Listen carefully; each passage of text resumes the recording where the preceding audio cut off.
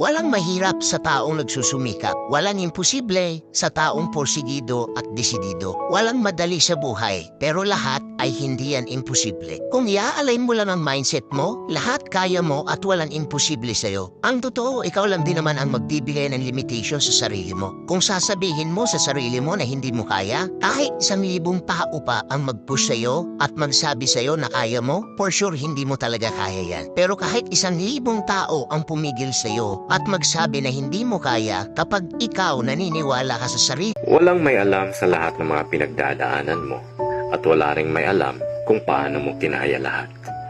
Basta sa tuwing napapagod ka, tandaan mong may mga kamay na handang bumuhat sa'yo pag hindi mo na kaya. Remember, God is always with you. Sasamahan ka niya sa lahat ng oras.